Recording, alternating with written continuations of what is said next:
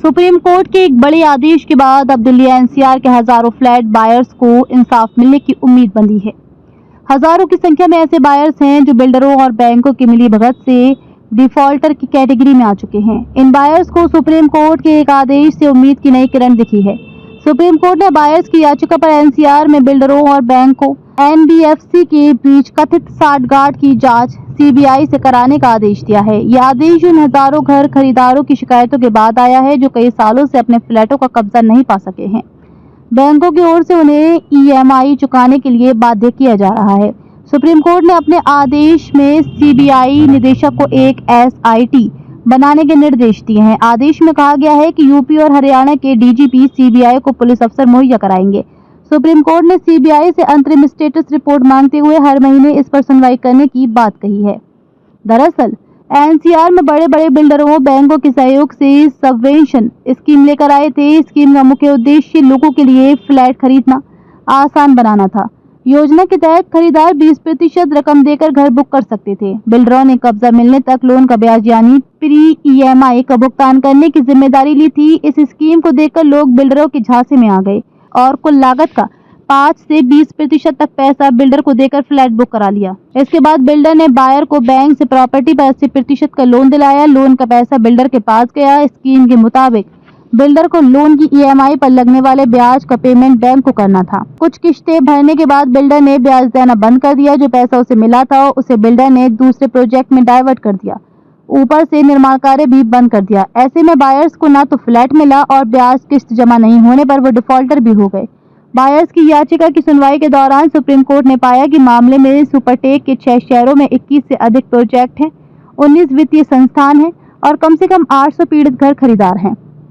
Court ने CBI को Supertech और अन्य बिल्डरों के रियल एस्टेट प्रोजेक्ट्स की जांच करने के आदेश दिया है।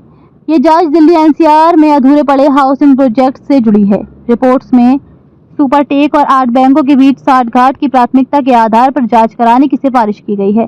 कोर्ट को शक है कि बैंकों और बिल्डरों के बीच साठगांठ है। उन्होंने सबवेंशन स्कीम का फायदा उठाकर हजारों होम बायर्स की परेशानी बढ़ाई। इन लोगों को 1 दशक से भी अधिक समय से अपने फ्लैट का इंतजार है। एक रिपोर्ट के मुताबिक सीबीआई खास तौर पर सुपरटेक और बैंक की साठगांठ की जांच करेगी। बैंकों ने 1998 से अब तक सबवेंशन स्कीम के तहत 5,157 करोड़ रुपए का लोन दिया है। ये लोन दिल्ली एनसीआर में कई हाउसिंग प्रोजेक्ट्स के लिए दिया गया था। सीबीआई इस पूरे मामले में सरकारी अधिकारियों की भूमिका की भी जांच करेगी। इनमें Noida, greater Noida, Yamuna expressway authority के अधिकारियों की जांच हो सकती है। जांच के बाद संबंधित अधिकारियों के खिलाफ एफआईआर भी दर्ज की जा सकती है। सुप्रीम कोर्ट ने कहा, हम समय समय पर निर्देश जारी करेंगे। फिलहाल हम सीबीआई को 7 प्रारंभिक जांच दर्ज करने का निर्देश देते हैं। पहली प्रारंभिक जांच मेसर सुपरटेक लिमिटेड के प्रोजेक्ट से संबंधित होगी।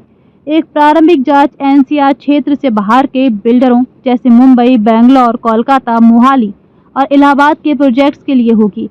5 प्रारंभिक जांच नोएडा, ग्रेटर नोएडा, यमुना एक्सप्रेसवे, गुरुग्राम और गाजियाबाद अथॉरिटी के तहत आने वाले प्रोजेक्ट्स के लिए होगी। इसका मतलब है कि सीबीआई अलग अलग इलाकों के हिसाब से जांच करेगी।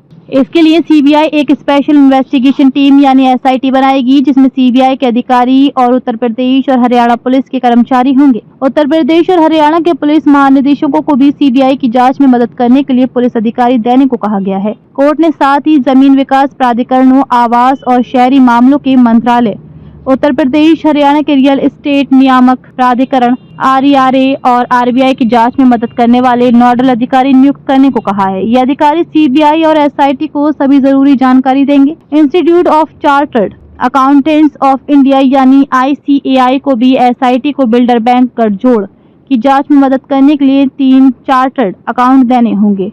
अमिकस क्यूरी राजीव जैन की रिपोर्ट का हवाला देते हुए बेंच ने कहा कि सुपरटेक के 6 शहरों में 21 से ज्यादा प्रोजेक्ट्स हैं, 19 बैंक और होम फाइनेंसर तथा 8 होम फाइनेंसर इनसे जुड़े हैं। इनमें India bulls housing finance, PNB housing finance, Dewan housing finance, HDFC, ICICI bank, L and T housing finance और आदित्य बिरला फाइनेंस शामिल हैं।